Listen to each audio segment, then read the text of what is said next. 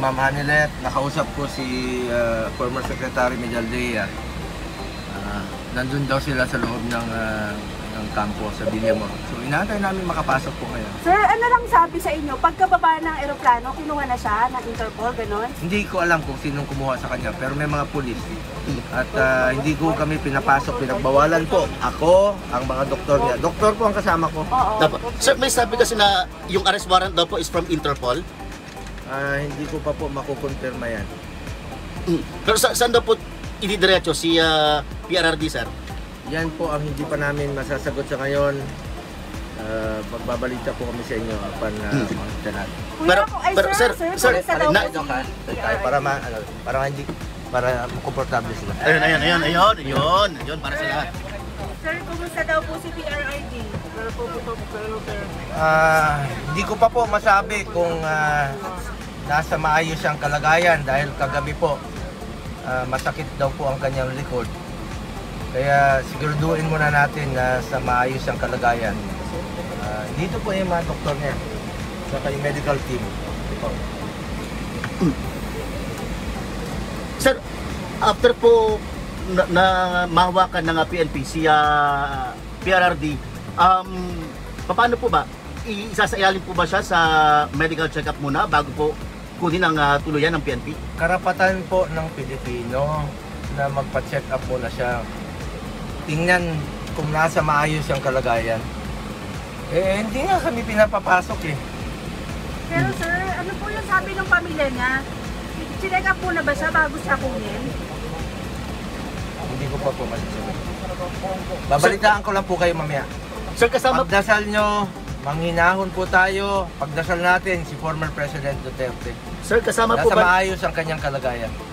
Sir, kasama po ba ni FPRD si Vice President Sara Duterte?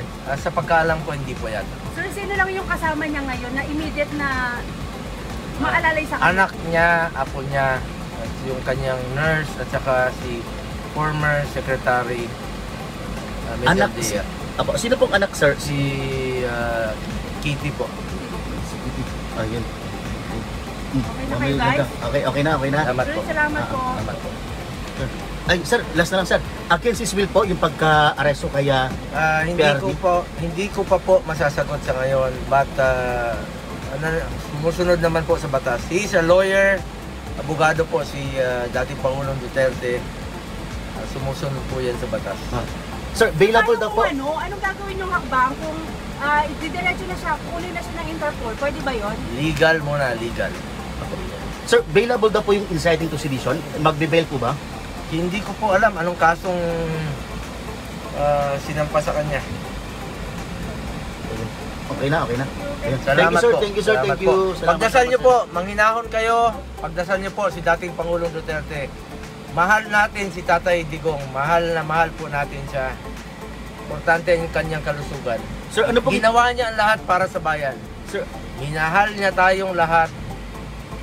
Pagdasal natin siya. Bilang ganti, pagdasal po natin siya. sir, ano pong implication nito sa mga Pilipino? Panghinahon lang po kayo. Sir, papasok ba kayo sa loob? Inaantay ko po, papasukin ako. Sir, sabi kanina ni Yusek Loring, wala naman daw na iserve na arrest warrant. Wala po ako nakikita. Hindi nyo pa nakikita na na-serve na. Hindi nga kami nakapasok po. Hindi po kami pinapasok.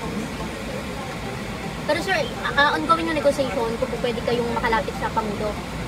Tapos sir, sir kasama sa negotiation ninyo kung sa ospital siya diretso. Check up muna. Check up muna. Dapat. Ngayon sir, ngayon. Sa Cardinal. Okay sir. Check up muna sa Cardinal.